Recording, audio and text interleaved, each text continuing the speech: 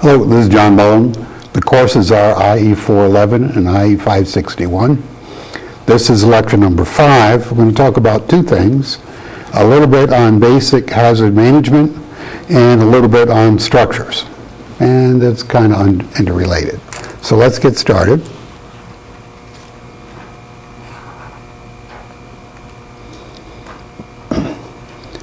First, we're going to talk about a way of managing safety by focusing on precursors to accidents.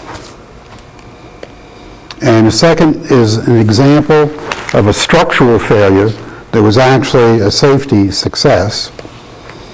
And this extends the material we introduced in lecture 2 and adds some material that's not in the text. So in managing safety, we're going to talk about what hazards are, where they come from, and how we can control them. And then we're going to talk about the Tacoma Narrows Bridge. How many people are familiar with that? One? Okay. It was pretty famous back in the 50s and 60s.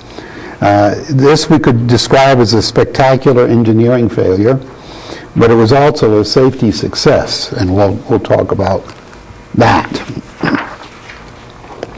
Okay, a hazard is a condition or changing set of circumstances that presents a potential for injury, illness, or property damage. Now, if you go somewhere else, you get a different definition. That's the definition we're using, which is from the text. Some hazards: wet, slippery floor, somebody working overhead, an exposed electrical wire, a pressurized container, rapidly dropping temperature, a detour, sunrise and sunset. Why are sunrise and sunset hazards? Visibility? Yeah, visibility. When you're looking in the direction of the sun, you can't see what cars over there are doing. It's very hard to tell. So that's a hazard. They're caused by unnoticed acts like slosh coffee, unintended acts like dropping a wrench or a wire caught in the door. Necessary conditions: you need a soda vending machine there. It may present a hazard. Improvements like detours, or environmental changes like, for example, the setting or rising sun or a storm front. These all can generate hazards for us. Dr. Pines likes to talk about unintended consequences. This comes up a lot. As engineers, we're trained to accomplish something, but whenever you change something, other things may change you don't expect. So we make a change to receive some good, but inadvertently may cause another undesirable effect. So automobile airbags, we already talked about them. They saved a lot of lives, but they also took some lives. That certainly wasn't what people intended. Anti-lock brakes is another one. These make it so you can stop a car in a shorter distance, which is a good thing, and you would think that would be good. But unfortunately what's happened is that people now start following other cars more closely because they know they can stop in a shorter distance. That was not what people were planning. So we're back to where we were before the interlock brakes. Remember we talked about some theories. It was Gross's 4M and Heinrich's dominoes. Let's apply them in a couple of instances here. Things that humans might do are slosh coffee, leave a door open that shouldn't be open, turn a switch that shouldn't be turned. Some people just can't let buttons or switches be. They have to do something with them. Move a box, maybe to get out of the way and put it in someone else's way. Step back to look at something while they're on a ledge of a building, for example. You know, sometimes you lose sense of where you are. We sneeze. Can't much control things when we're sneezing. I think we forget. Do we forget? Or have we forgotten? Okay, sometimes we have to guess. It's got to be done. You got to go with what you got. That's what humans do. We guess. Machines can jam, they can engage, that is, start moving when we don't expect them to. They can stall, they can confuse us or get confused. Anyone have a computer get confused? What do? Turn it off. Turn it off and turn it on. You know, sometimes that's the only thing you can do. Machines can fail, they can conceal what's going on. Environment can change, it can be extreme, it can be hazardous, it can be confusing. Anyone ever been in a whiteout? Blizzard whiteout? Can't see anything, right? It's all white. It's like fog. Ever been in dense fog? You know, is that confusing? Yeah. What do? Get off the road, right? Management. Uncoordinated. Our systems now, we got things that are, we have levels upon levels upon levels. There's all kinds of people involved, all kinds of agencies involved. It's real easy for things to get uncoordinated. Poor procedures, maybe they were good at one time, but things change. When people are writing things up, they try to think of everything that can happen, but there's usually something they forget. These kinds of things. Now,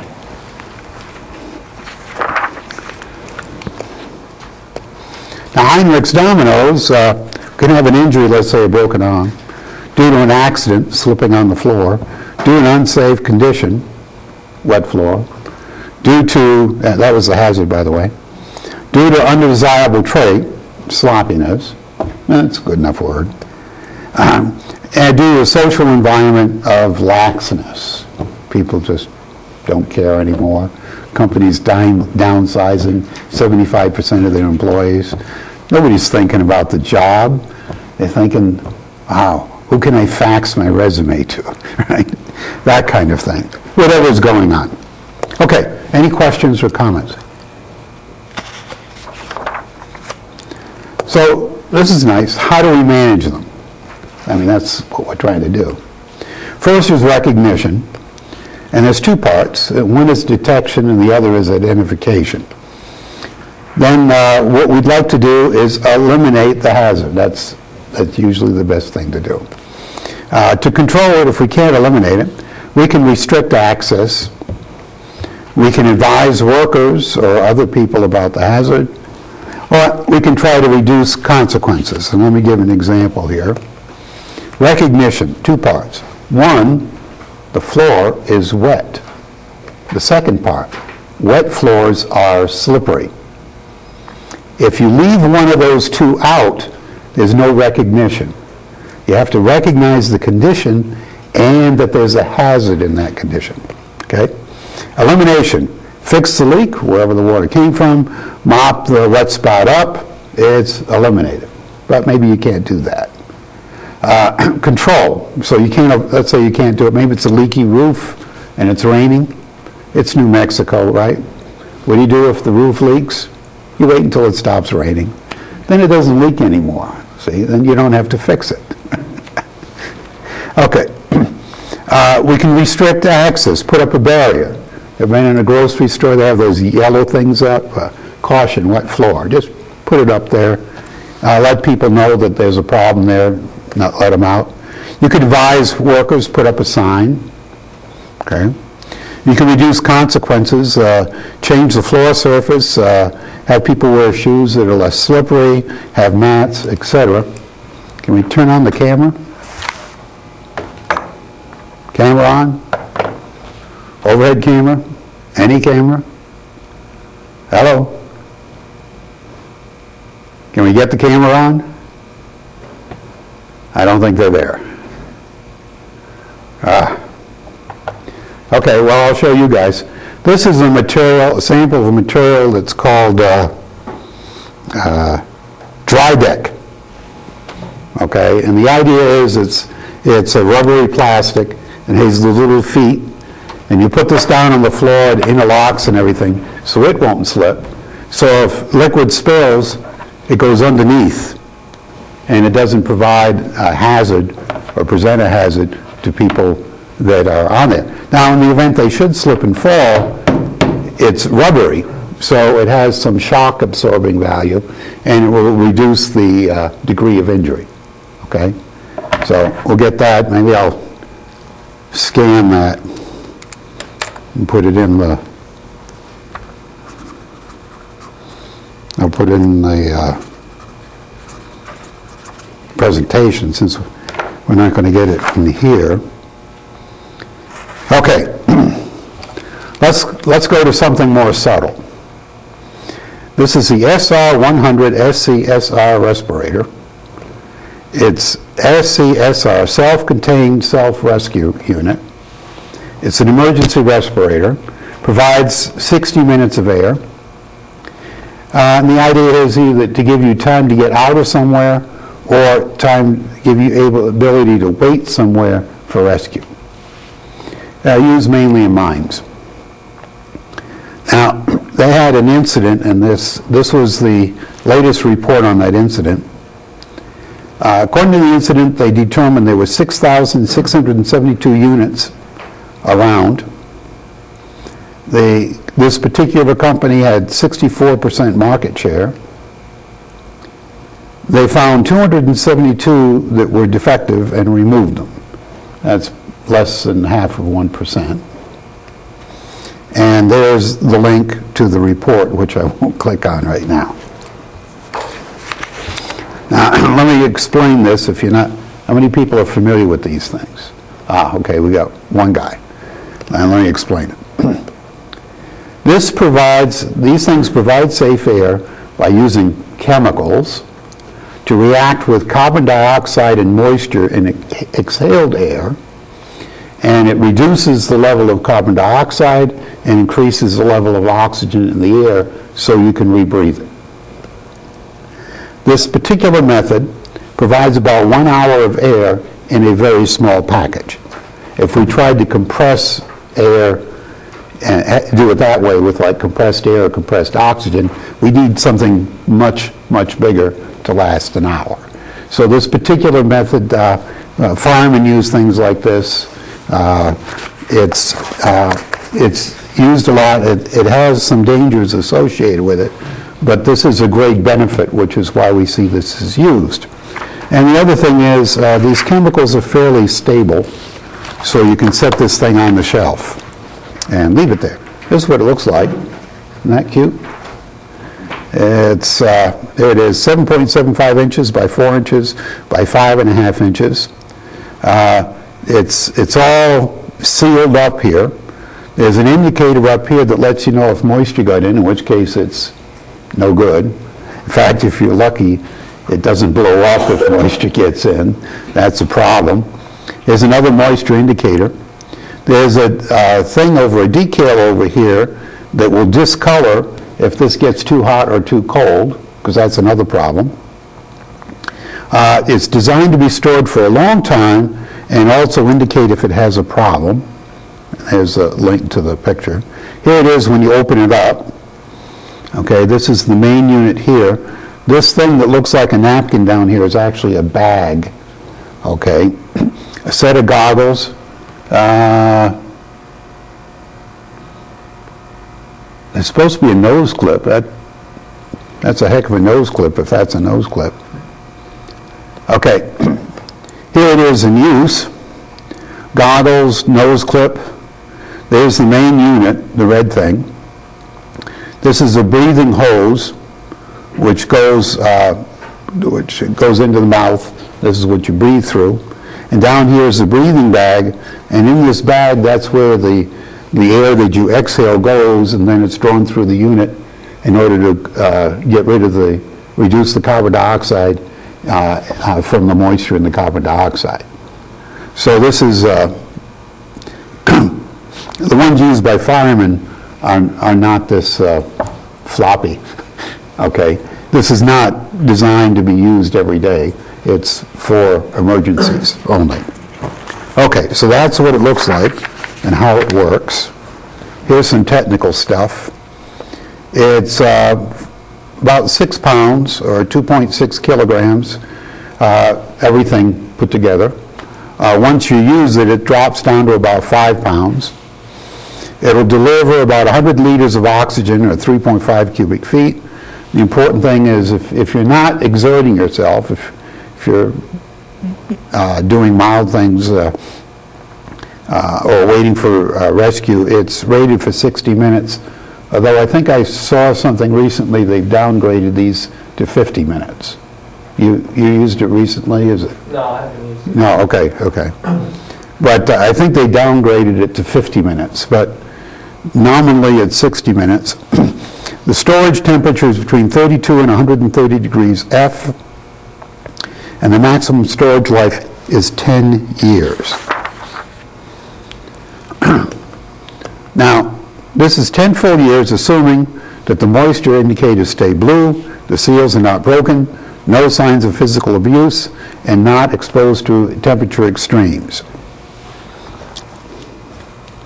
So, you'll get 10 years out of one of these things, assuming. Any questions or comments? You know, I don't know, but I bet they're not cheap. Okay, you could probably look it up. Just Google SR100. It's not the kind of things you buy in surplus stores. It's got a very specialized group of customers, but you might be able to find a price somewhere. I'd say it's probably about 300, but I don't know for sure. Okay, now there is an incident. There's the Mention report. A miner donned an SR100 SCR during a brief electrical fire in a mine. The hose was cracked, and he suffered smoke inhalation. Not a good thing. Could have been worse, but not a good thing. The problem was the breathing tube had deteriorated, which did not provide protection from the smoke, and also probably lost some of the good air while they were at it, which meant that if things had gone longer, it could have been serious, because he probably wouldn't get 60 minutes of safety out of this. So they had an investigation, and they checked out some more SR100s. Now remember, once you open these things, you have to replace them. This is destructive testing, but it was serious. They found 3 more defectives at the mine, and at headquarters, they found 6 defective. They found a total of 10, the one that was in the incident, plus the 9 more. And they were all made between 1990 and January 1993. Did I mention when this happened? 1999. Okay. And they all had the same problem, unusable breathing tubes. Now here's the interesting thing. The breathing tube material was changed in June of 1994 from natural rubber to silicone. But if you look at the units, unless you look at the manufacturing date and know that fact, there's nothing on the unit itself to indicate whether it has a rubber or a silicone tube. Okay? So, what do we got? Recognition. The original incident, Mine Safety and Health Administration checking things out at the mine and going to headquarters determined that the cause of the problem was the breathing tube, and that it wasn't a simple case of one defective unit. There were a number of these out there. And remember, so far, Mention is only looked at one organization.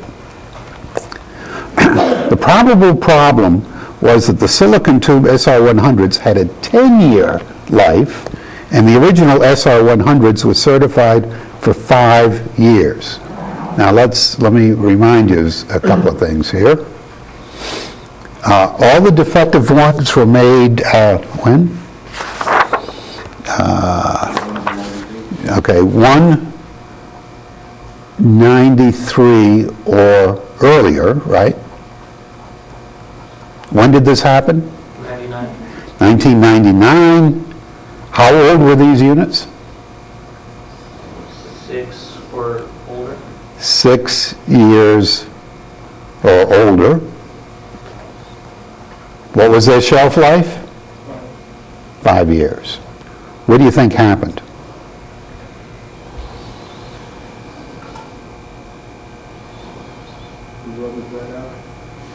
The rubber dried out. Well, that's true. But these things were supposed to be replaced after 5 years. Somebody forgot. What do you think happened? Trying to save money? No, not that simple. Somebody said, how long do these last? And they looked at the specifications for the current SR100s, which was 10 years. So they said, oh, these have 4 years to go. Got it? A very simple mistake. Now, if somebody had been around back when they were 5 years, they may not have looked it up, and then they would have said, oh, these have got to go. But then they might be throwing away good ones that were good for 10 years, see? It could have gone either way. That's how this went. But you see how subtle this is. Lots of people are involved. There's the manufacturers, the mine safety organization, there's the mining operation, there's the mining management. All of these people are involved, and this thing snuck by them. It could have been someone was trying to save money. But it's certainly possible, too, that it was a completely innocent mistake. Okay, isn't that cute? See how that works? Okay, so a little more explanation. Now, the manufacturer claims that the temperatures were too high. We're not too sure about that. There was no observable external differences. Now, the breathing tube, remember how the thing was put together? It was in a sealed case. It's not open prior to actual use, and you can't inspect it without opening it. So there's no real way to check the tube. And of course, once you open it, the unit has to be replaced.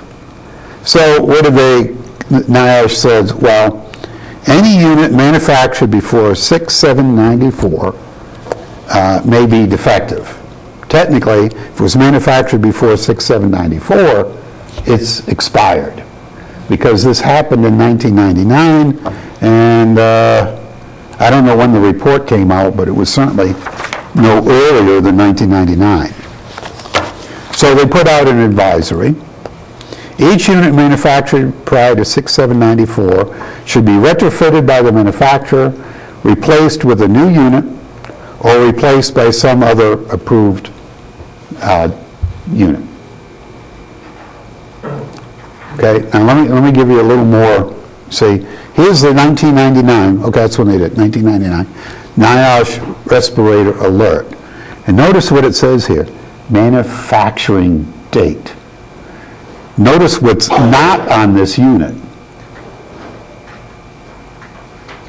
Expiration date.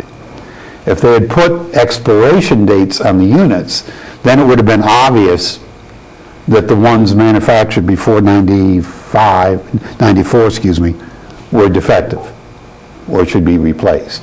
Because it just had the manufacturing date, and everybody knew that it had a shelf life of 10 years, they say, oh, this is still good. Okay? See how sneaky things can be? So as a recap, the recognition, they had the original mishap, and someone said, oh, wait a minute, there may be something more to this. There was further investigation, and then NIOSH looked through all the options they could do. They could have everyone just replace the units, but they determined that the rest of the components would be good for 10 years, or 5 more years. So you could just replace the hose, inspect it, check it out, reseal it, and then it would be good for a few more years. Not 10 more years, but a few more years. So the elimination, you can retrofit the new tube or simply replace the unit. And looking at it, I imagine a lot of people went one way or went the other, but it didn't matter to NIOSH as long as the potential hazard was gone. Yeah? When you said approved unit, approved by the CDC, and then also evaluated enforce something like that? Yeah, oh, no, okay, well, first of all, there's several agencies that approve these units. And MS, Mine Safety Health, MSHA is one of them for sure, but others may be involved. And the operators are required by law to have approved units. So unless the thing has the seal of approval, they can't use it. Okay? And the mines do get inspected.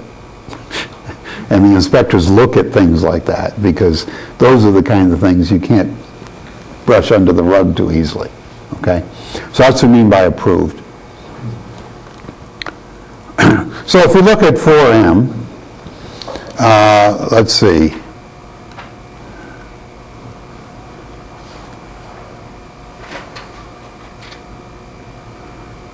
Environment.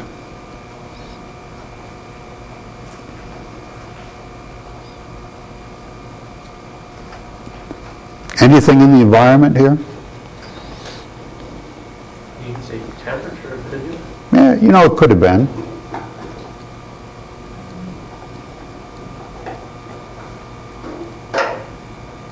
Maybe it was high temperature. This is the manufacturer thing. Yeah. Let's see. Time to be considered environmental? What's that? Time period? Considered an environmental? It's not really environmental. It might affect in something else, though, like human, okay? What's the human element here? What seems to be... Inspection? Well, you know, they could inspect it, but because of this particular human characteristic, it wouldn't have mattered. Because what did the people do?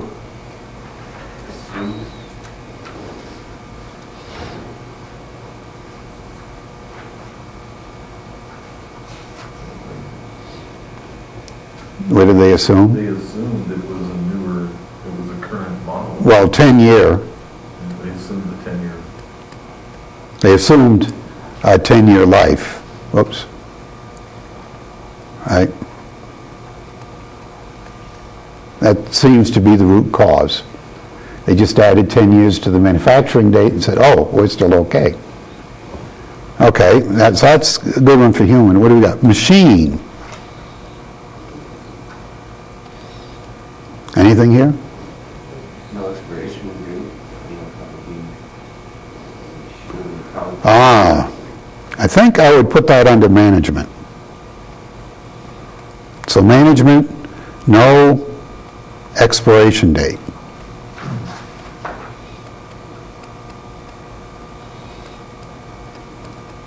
In theory, because they had the manufacturing date, they had it covered, but because they had two units that were very similar to each other with different lifespans, that didn't turn out that way.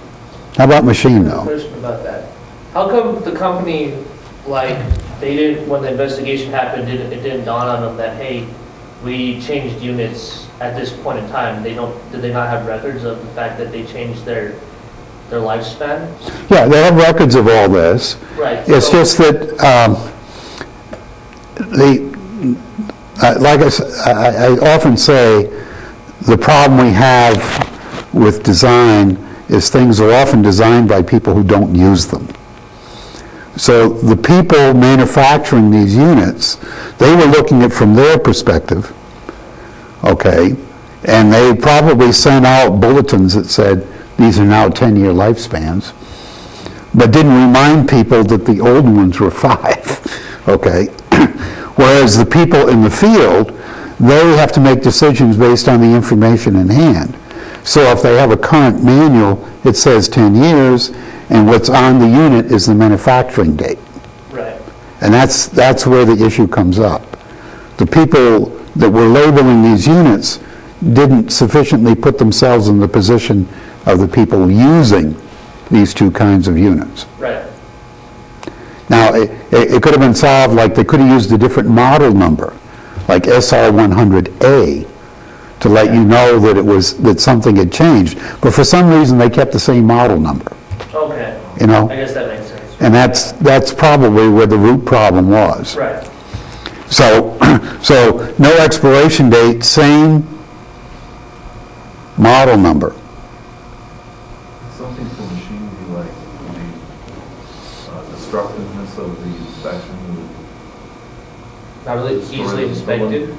It's not easily inspected. Oh, yeah, Destructive. not, hose, The hose is faulty and so. not inspected. inspectable.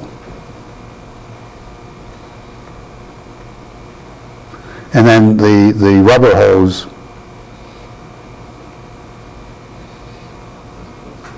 deteriorated. Okay? Anyone want to add anything?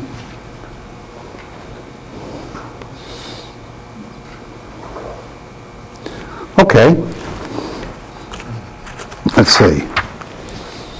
Now, I don't know how well this one's going to work, but we'll give it a try. Heinrich's dominoes. So, the injury. Smoke inhalation? Mhm.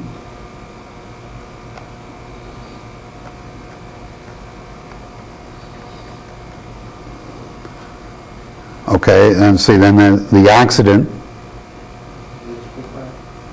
Excuse me? Electrical fire? Oh, okay, yeah, that's part of it.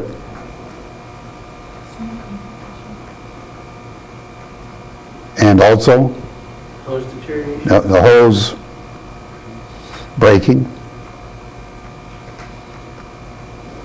And then what do we got? The unsafe condition.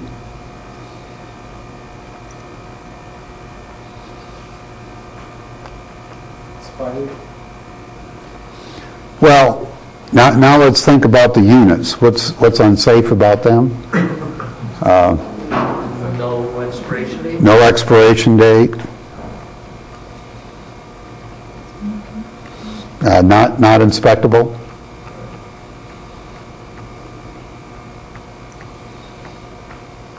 And then 2 different units.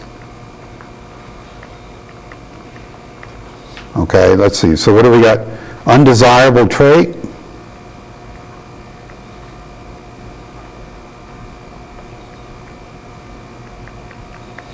What would be undesirable?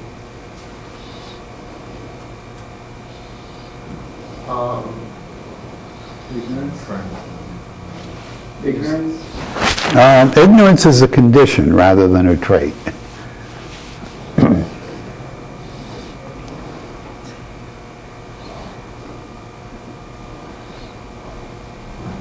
Here's a good one. Laxness. Okay?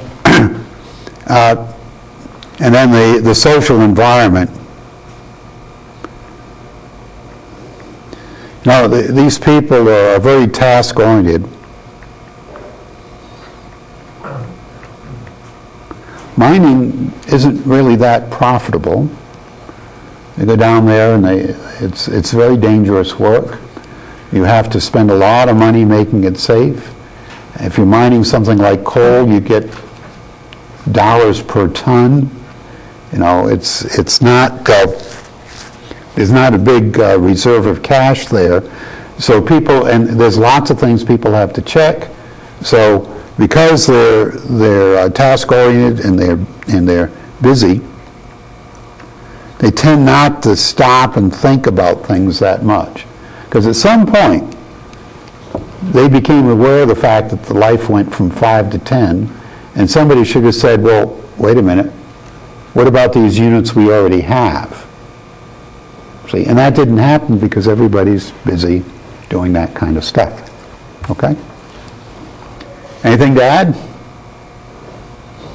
All righty. Any questions or comments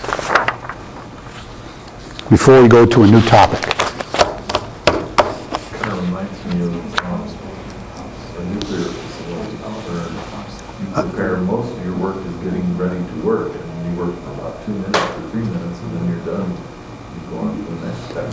Yeah, this is what nuclear, Nuclear energy. Yeah, when working with nuclear stuff, the comment is, most of your work is getting ready to work. Exactly. Then you work for a few minutes and then go back. It's kind of like deep sea diving. A lot of preparation goes into deep sea diving. Those guys are down there like 15 minutes, 20 minutes, because they have to spend the rest of the time going down and coming up to avoid the bends and things like that. So lots of preparation with those kinds of tasks. Same thing with mining. You just, you can't do King's X and say, okay, wait a minute, let's fix this.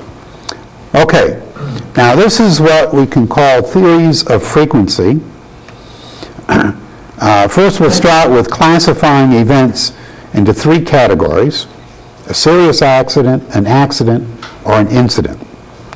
And then we'll talk about Heinrich's ratio, which is in the text, other ratios, and why the heck I'm talking about this. Okay? So here's our classification. A serious accident, death, serious illness or injury, multiple injuries, or several injured or ill, more than one person injured. An accident, any injury or illness except those above.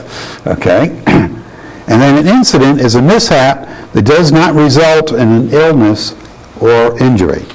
So in the respirator case, what would you describe the original incident as? Accident? As what? Accident. Accident, but not serious. Right. It could have been serious, but it wasn't. The guy needed some medical attention, is some discomfort, but he lived. Okay, so that's would be an accident then. Okay. Now, serious accidents would be death, loss of consciousness, loss of a limb, loss of sight or hearing, several people injured, multiple injuries to the same person, permanent or long-term disabilities. These are things of larger magnitude or you don't get over easily. An accident would be like a broken limb, a gash or cut, whether you get stitches or not, loss of some work, minor burns, limitation in ability, loss of property. Still an accident even if no one gets hurt, because you got to replace the property. That costs money. Incident, running a red light but not hitting anyone. Okay, that's an incident. Touching an electrical circuit just before it was energized. What was that movie with the dinosaurs?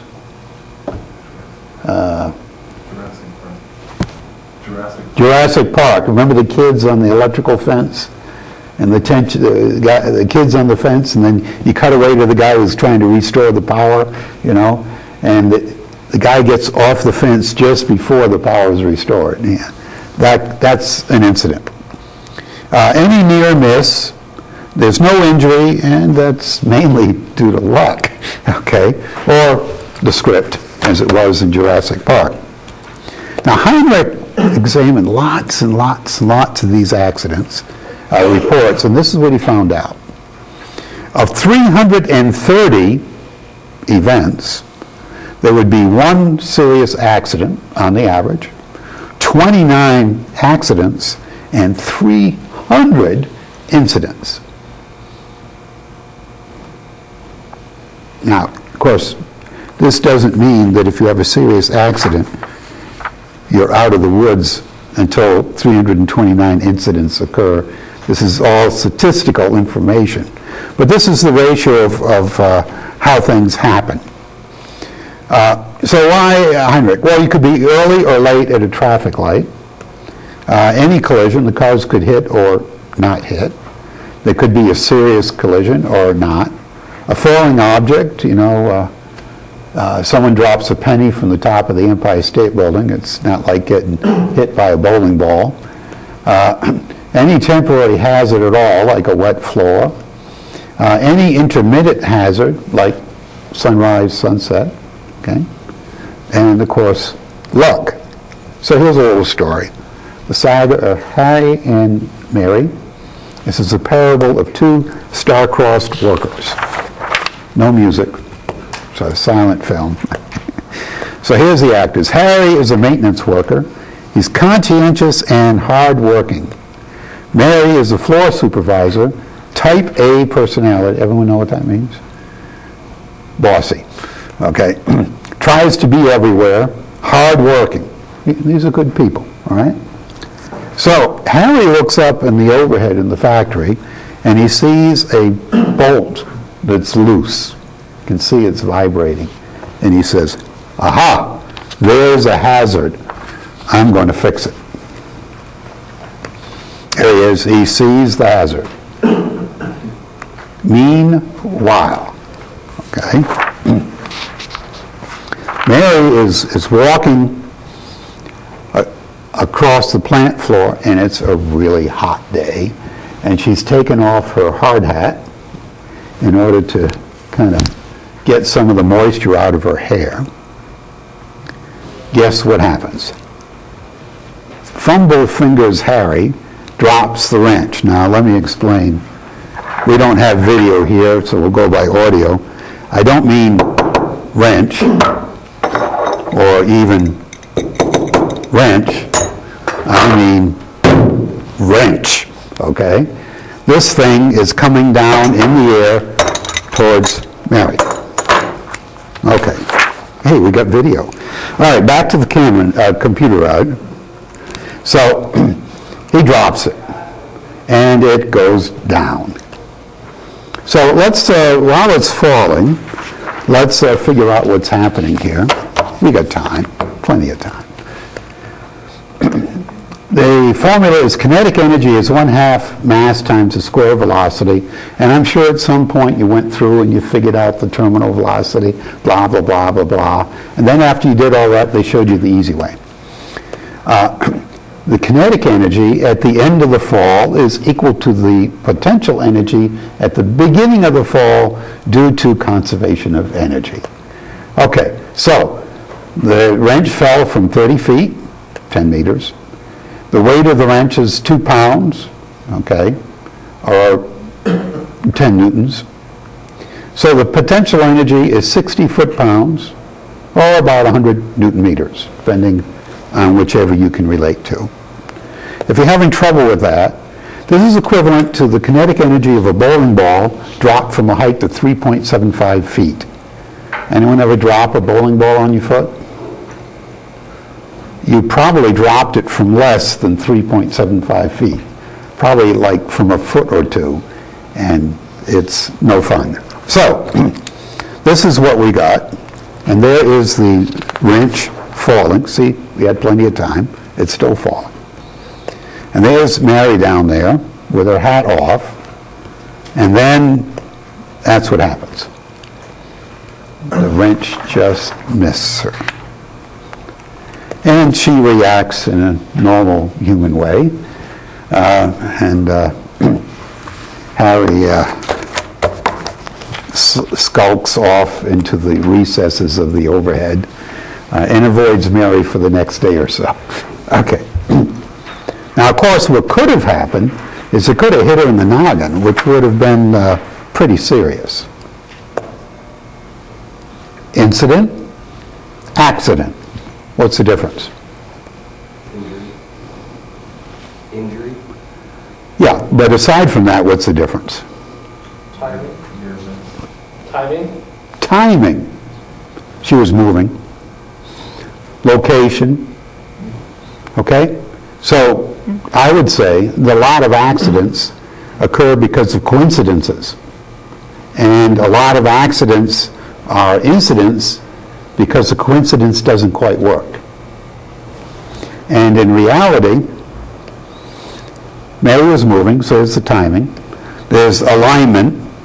Do you ever play one of those games where you try to drop something like clothespins into a bottle?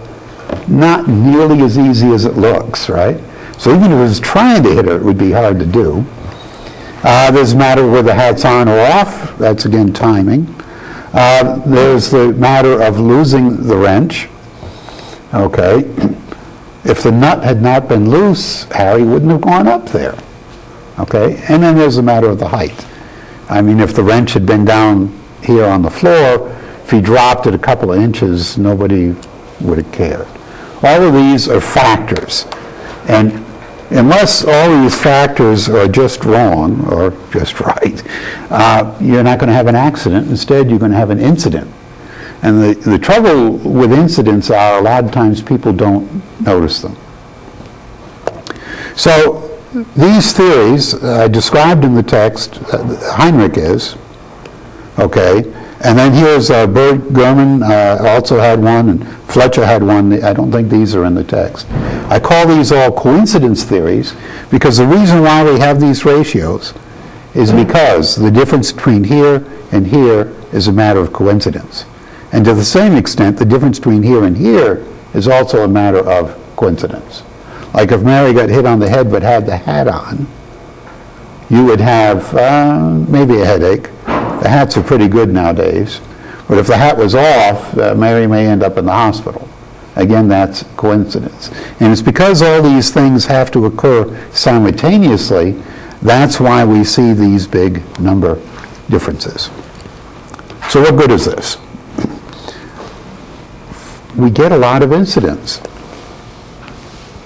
If we have a lot of incidents in a facility, there's a higher chance someone's going to get hurt. Higher probability of death or serious injuries. If we can reduce the number of incidents, we're going to have a lower probability of injury and a lower probability of death. Okay. There's also a matter of data. One serious injury is certainly not a good thing, but statistically speaking, it's only one data point. 30 accidents, well, it's not so bad. That's supposed to be a thing. I don't know what that is. Statistically speaking, we have 30 data points. But you know, that's not a lot of data. 300 incidents, lots of data. That's a good thing. The bad thing is, how do you define an incident?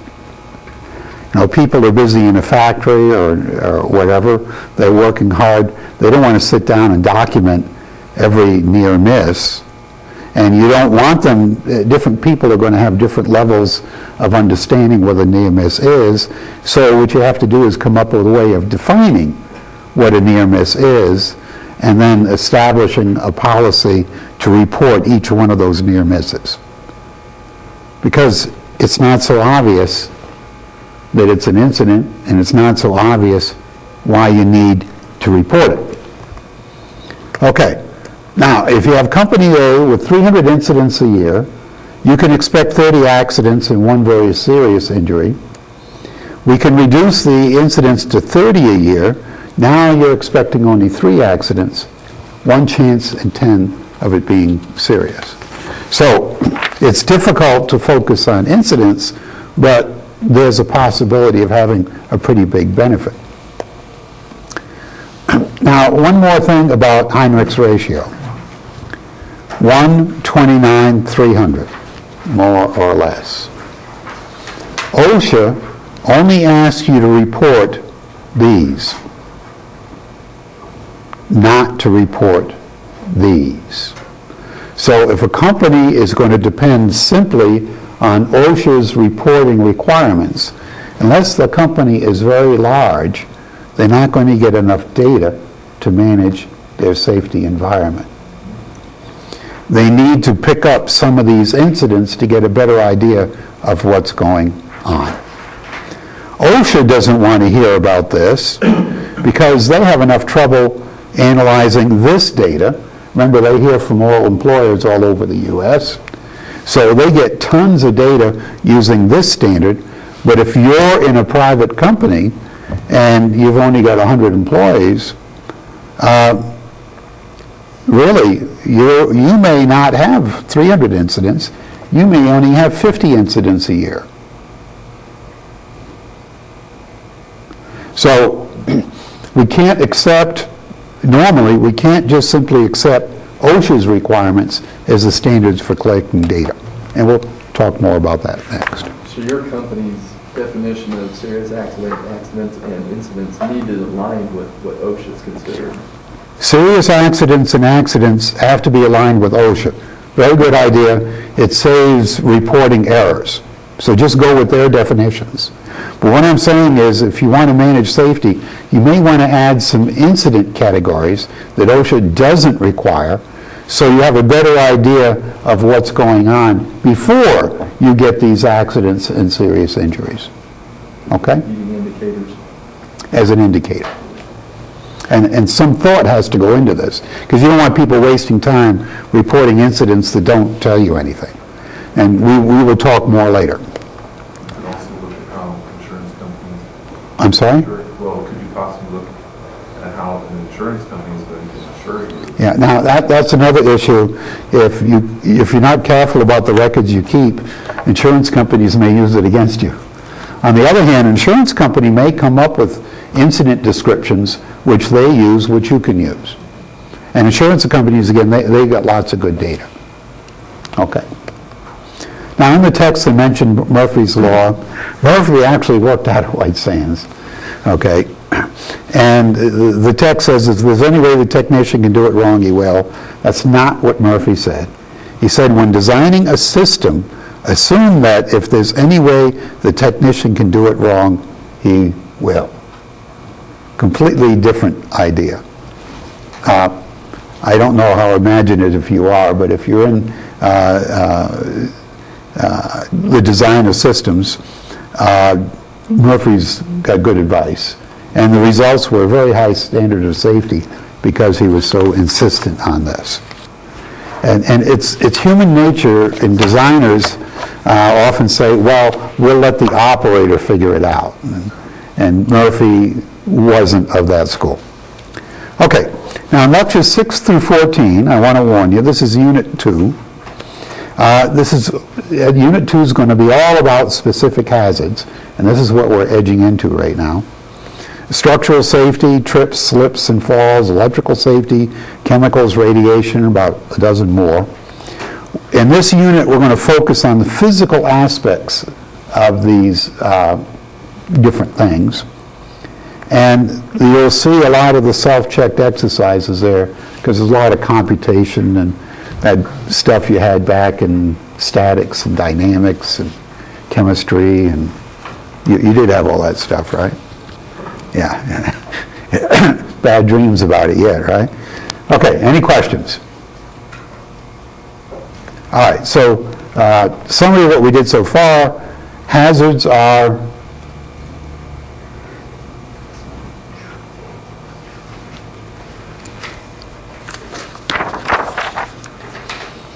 what are hazards? Unsafe condition. Yeah, a condition or a situation that has the potential to cause injury. Good. And they come from people. Entropy, what's entropy? The measurement of chaos or? Yeah, measurement of chaos. In simple terms, everything rots. Anyone here bought a home? Anyone here have a car? You understand entropy. Okay, they may have been new at one time, but over time, okay. So entropy basically says there's a long definition, but the short term is everything rots. Okay, and then they can come from other things, and we can control them by mainly our best tool is through the way we do things, management. That's what OSHA did, and MNCHA, excuse me, did. Is they address things to management and expected management to deal with the situation, to come up with something that made more sense. Okay, Tacoma-Narrows Bridge. This, when I was younger, movies of this played on TV and in different engineering schools. It's not just that this was a spectacular failure, it's probably one of the most well-documented structural failures ever, because you could say people saw it coming, okay? If we have time, I'll try to get a video, but I got links here to videos. Okay, let's start at the beginning. The first Tacoma-Narrows Bridge was proposed by Chandler in 1932, and he figured it would cost $3.5 million, but nobody backed them, okay? 1933, he got the plans approved. By 1938, it still hadn't been built yet. The expected cost risen to $6.4 million. If you're in construction, a project delayed is a project more expensive. They always go up in price. They could get $3 million from the Water Authority, and the rest was to be from bonds. Okay. Continuing, 1938, there was a change of plans. Now we're looking for $11 million. So they redesigned the bridge so they could build it for $6.4 million. And finally, in November of that year, construction began. They completed the bridge by July 1st, 1940. It opened on the 4th of July, perfect timing, okay? And November 7th, it collapsed. Okay. So what is that? 4 months. 4 months, $6.4 million for a 4-month bridge. Now this bridge had a nickname, Galloping Gertie. Okay. It would undulate in even the slightest breeze. The public, what do they know about structural design? Okay, this bridge is made out of concrete and steel, you know. You can see the mechanical engineers going, ugh, right? But the public, they thought it was great. They considered it a novelty ride, which you didn't have to pay for. 3-foot swells. The traffic doubled expectations. People went out of their way to use this bridge because it wanted to ride on Galloping Gertie, okay? Let's see. Washington Transit Authority, right? They did some wind tunnel tests, try to figure out what was going on, and they came up with several fixes, which kind of worked, but it didn't. Here's a scale drawing of the bridge. That is the bridge. 39 feet wide. How wide is this room? Probably more than 39 feet. What do you think? Maybe about 39 feet? Give or take, right? The central span is 2,800 feet long. No other bridge in the world had such a high length to width ratio. It's like a piece of spaghetti fluttering in the breeze. No wonder the thing undulated. 2,800 feet. That's what? Over half a mile. November 7th, 1940, early in the morning, there were 38 to 42 mile per hour winds. That's pretty stiff, but we get worse than that around here. The bridge undulated at the rate of 38 cycles per minute, 1 cycle every 2 seconds, 3-foot amplitude. Around 11 a.m., something broke. It changed to 12 cycles a minute. Well, that's good. 28-foot amplitude. Okay. How wide was the bridge? 39 feet. Okay. Just imagine this thing. They closed it at that point. And it developed another nice feature. It started twisting. There was an engineering professor at the university who thought it would be interesting to do movies, take movies of this bridge, and they were using it to take measurements and everything like that, which is why we have this documentation. This is the bridge at the moment of collapse.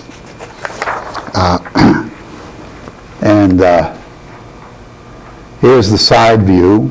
You can see it's at this point, excuse me, let me back up. I'm sorry, it has not collapsed. You can see the bridge is twisted here. I've got links to the video where you can see this a little more clearly. And there it is. You see what happened there? This is a concrete and steel object, and it's doing that. Okay. And there it is. It's doing it some more. Here's a view from the end of the bridge. Okay.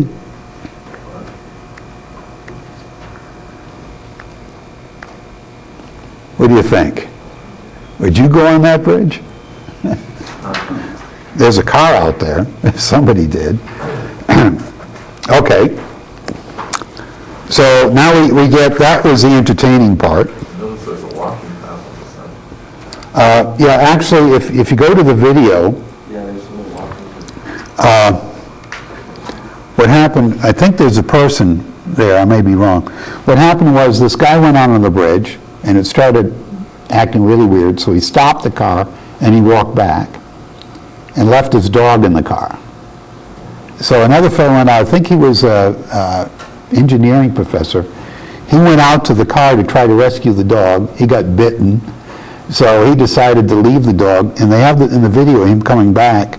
And what he did was he walked on this line right here, because if you look at the bridge, you'll see, even though the bridge is twisting, that center line right there isn't moving very much, even though he kind of staggers.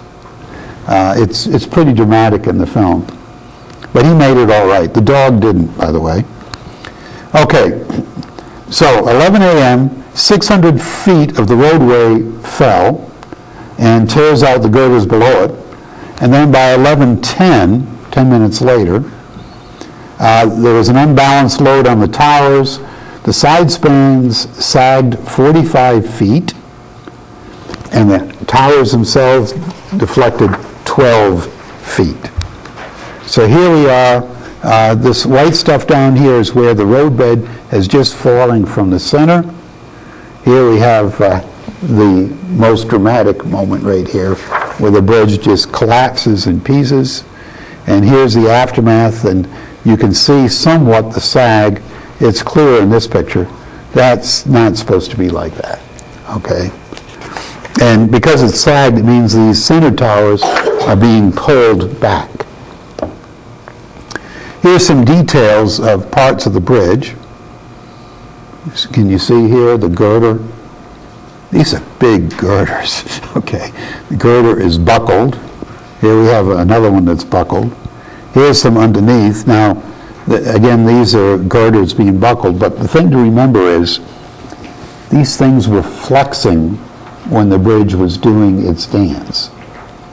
So these pieces of metal are being bent back and forth. And what happens when you bend pieces of metal back and forth? It's a stress, but what happens if you bend a piece of metal back and forth repeatedly? Metal fatigue followed by failure, okay? Which is probably what caused it to collapse. So here's a picture of one of the towers, and you can see right here, it doesn't look like much, but there's where the tower was bent. And that deflection led up to about 20 feet or so up above. Okay, so that was Gallup and Gertie. 4 months. They built another bridge. This bridge is still about as narrow as the other one, but you'll notice down here, they put a lot of girders in order to make it stiffer. Another thing they did, which is not apparent here, they think part of the reason why the bridge did what it did was the wind coming across the bridge converted the bridge into an airfoil, created a lower pressure over the top of the bridge, so the bridge was trying to take off. So in this bridge, what they did is they replaced the solid roadway by a steel grating. Anyone ever go over a bridge like that, where you don't have a solid roadway, it's just an open steel grating? It was probably built shortly after this one, because for a while there, they weren't quite sure what was causing it, but they realized that if they used the grating, you wouldn't get that pressure differential, even with a heavy wind. So, now, that's Gallup and Gertie. Any questions?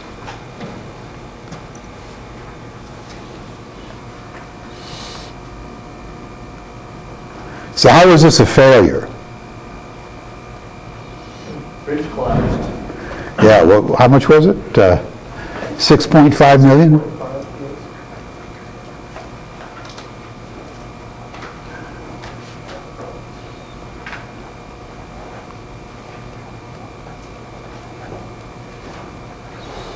And actually, for much of the time, in the 4 months it was there, the bridge was closed because the people managing it said, no, we don't want people going out on this bridge. At that time, they weren't so concerned about it failing as people losing control of their vehicles. Okay. No one noticed when they were building the bridge that it was swaying? Wouldn't it make it a little difficult to construct this bridge? You know, I assume it didn't start swaying. that's an interesting question, and the question is, didn't anyone notice when the bridge was being built that it was doing this? The answer is yes. And the unfortunate thing is when people are building something, they tend to ignore some early signs. We're going to talk about another bridge in the next lecture, which also had early warnings. There were times when they couldn't work on this bridge because of the winds. And did you ever build a clubhouse when you were a kid? Do you remember that instant when the clubhouse took form and suddenly it was converted from a pile of lumber into a structure which you felt was strong? It seems to be part of human nature.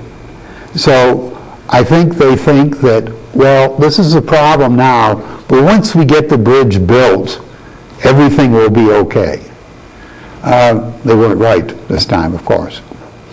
Another possibility, another aspect of this was, until the roadbed was laid, this kind of behavior wasn't observed that much. The bridge was definitely bouncy, but it wasn't until they put the roadbed on it that it started trying to take off. But yeah, people should have noticed. And they started early. Part of what they did was they put shock absorbers and limiters in the bridge to try to cut down on the oscillating behavior. And the links I give you talk about that. And they helped for a while, but the forces were just too much. How was this a success?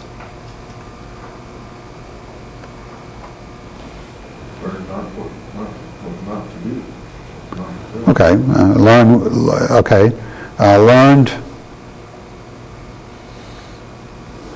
what not to do. Okay, improved design, right? Loss of the living was not very high. No fatalities. Except for dogs, Okay, no human fatalities, and the only injury was dog bite, which I guess was related. The dog didn't know what was going on. What the heck? So, I mean, if you look at this bridge, and you get a chance to look at the movie, you can see just how very strong this bridge was. Because an object made of concrete and steel should not bend and sway like that. And the fact that it was able to do that for 4 months before finally collapsing meant it was probably built to a very high standard of safety. And the fact that it went from more or less okay to complete failure in just a short amount of time meant that probably all parts of the bridge were equally strong. And once one part failed, the others were ready to go anyways. It's really, so in that sense, it was a great success. Nobody died. We like things like that. So we would call this, well, there was a loss of property. So this was probably a serious accident. But in human terms, it was an incident, okay? They had to come up with more money to build the bridge, right? Okay. So, where are we? So, just to review, we talked about managing safety, finding hazards. A hazard is something that has a potential to cause injury. There's two aspects to finding hazard. One, noticing the situation, and two, realizing that it is hazardous. If one of those two are missing, there's no identification. Where do they come from? Ultimately, people, okay, big source, the weather, changing situations, bad luck. How can we control them? First, we identify them, and then once we identify them, we decide what to do. We could eliminate them, or use what we call management controls. Put up signs, whatever. Tacoma's Natural was a spectacular engineering failure. Do watch the video. But it was also a safety success because the system failed gracefully, giving people plenty of time to get off the bridge. Here's some links. Okay, I think these all work. If any of them are bad, let me know.